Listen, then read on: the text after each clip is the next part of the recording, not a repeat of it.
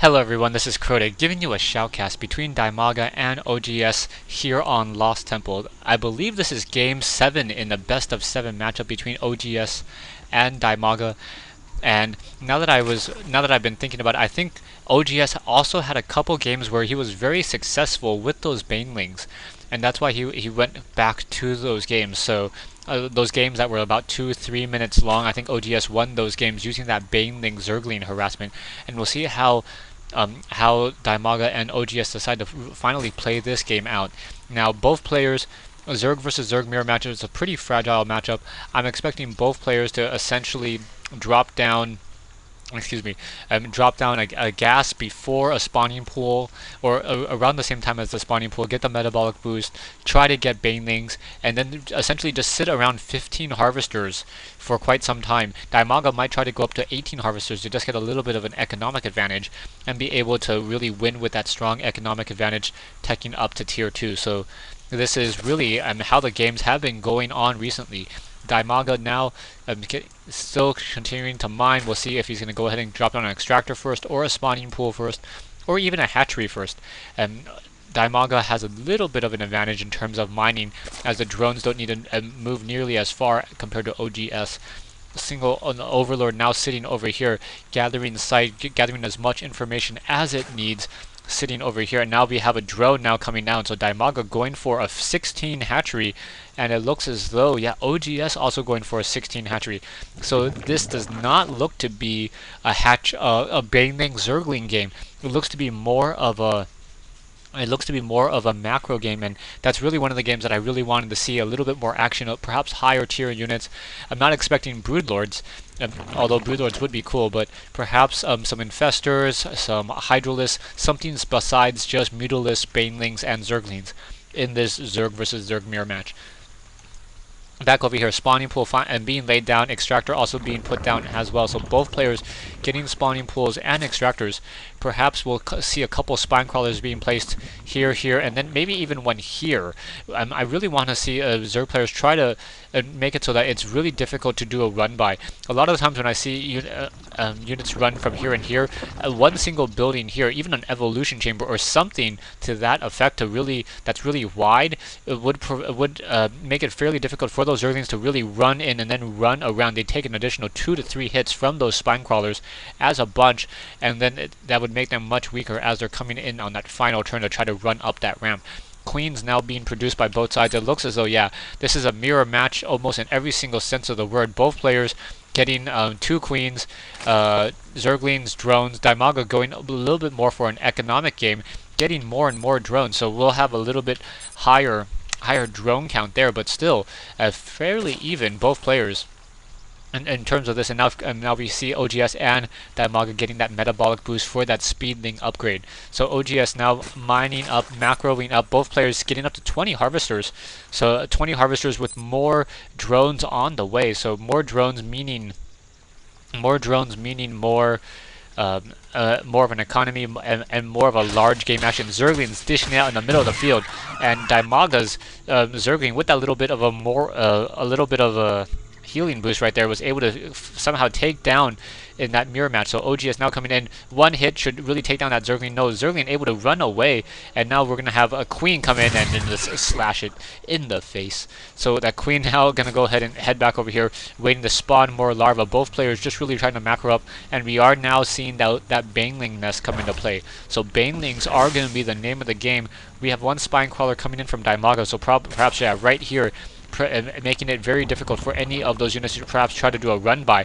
Zerglings trying to do a little bit of engagement. Perhaps they'll be able to get in 1 or 2 hits, but no, not going to be able to. 2 overlords just hanging out next to each other, saying hi in the air, as those Zerglings are now going to start trying to peck away at each other as well. One queen off the creep. Really shouldn't be trying to move off the creep. It's really dangerous to try to lay down creep in a Zerg versus Zerg mirror match, but then again, you also need your queen to be able to run around easily as well.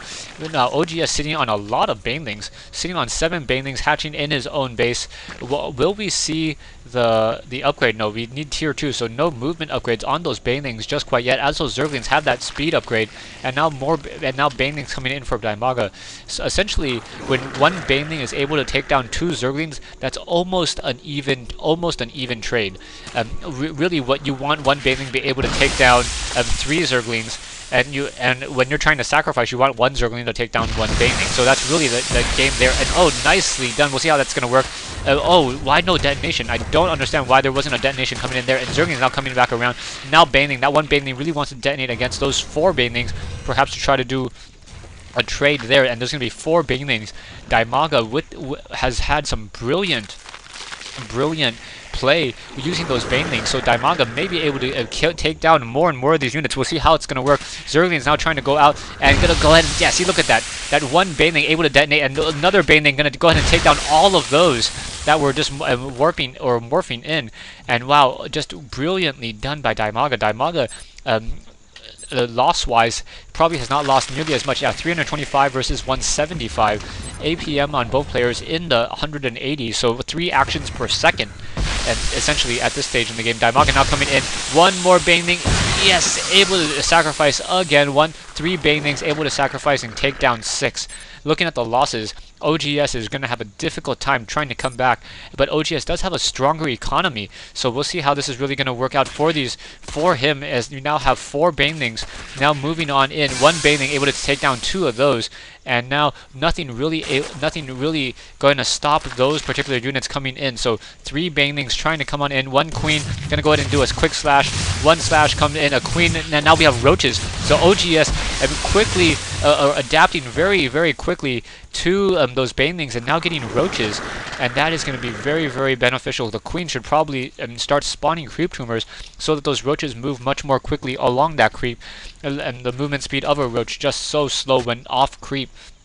And as soon as Dimaga saw those Roaches, realized that he needs to go back home and return back to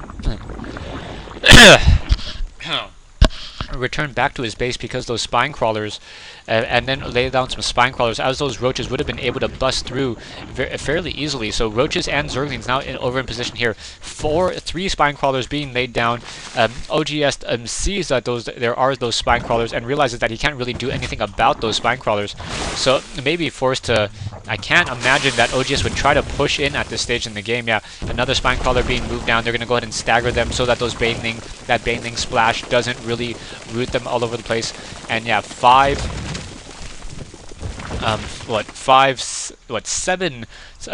spine crawlers, so really investing very heavily into a spine crawler army. So oGs now has a very strong economic advantage, as that's 6 or 7 drones that were pulled off the mineral line in order to turn into spine crawlers.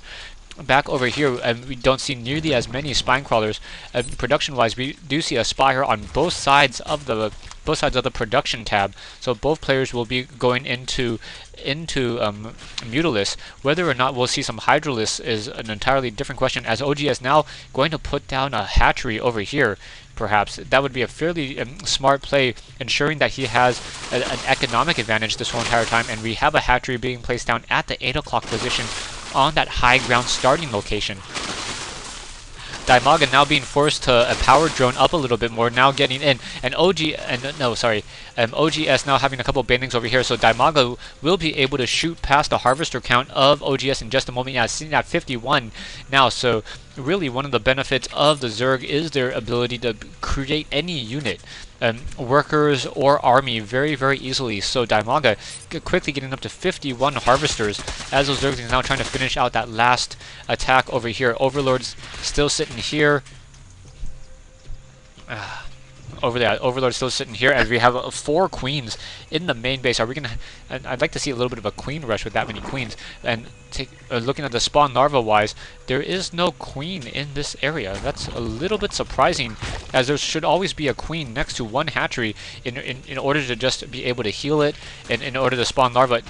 Mutalisk now moving on out. Mutalisk easily taking down one of oGs's overlords, and now that Mutalisk we'll see whether or not those Mutalisks are going to be able to scout out this hatchery over here. Some Spore Crawlers need to be laid down in order to try to protect this hatchery if OGS really wants that to be a long-term game.